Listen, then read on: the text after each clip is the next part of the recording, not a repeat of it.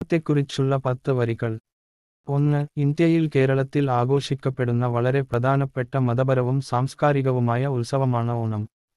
2. Gregorian calendar പ്രകാരം August, September മാസങ്ങളിലാണ് ഈ ഉത്സവം ആഘോഷിക്കുന്നത്.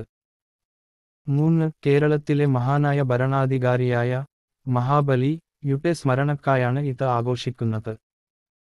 4. മഹാബലി രാജാവ് വളരെ ശക്തനായിരുന്നു, എന്നാൽ തന്റെ രാജ്യത്തിലെ ജനങ്ങളോട് വളരെ ദയയുള്ളവനായിരുന്നു. 5. മഹാബലി രാജാവ് ഓണത്തിന് തങ്ങളുടെ വീടുകൾ സന്ദർശിക്കാൻ വരുന്നു എന്നാണ് കേരളത്തിലെ ജനങ്ങൾ അനുമാനിക്കുന്നത്.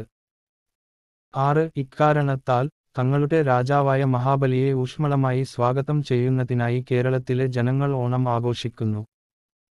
7. ഓണത്തിന്റെ 10 ദിവസങ്ങൾ അത്തം, ചിത്തിര, ചോതി, വിശാഖം, അനിഴം, തൃക്കേട്ട, മൂലം, പൂരാടം, ഉത്രാടം, തിരുവോണം എന്നിങ്ങനെ അറിയപ്പെടുന്നു. 8. ആളുകൾ തങ്ങളുടെ പ്രിയപ്പെട്ട രാജാവിനെ സ്വാഗതം ചെയ്യുന്നതിനായി അവരുടെ വാതിലിൽ ഒരു പുഷ്പ പരവതാനി സ്ഥാപിക്കുന്നു. 9. മഹാബലി രാജാവിനായി ആളുകൾ പലതരം രുചികരമായ വിഭവങ്ങൾ തയ്യാറാക്കുന്നു. 10. വള്ളംകളി എന്ന പ്രസിദ്ധവും ഗംഭീരവുമായ വള്ളംകളിയിൽ ആളുകൾ പങ്കെടുക്കുന്നു.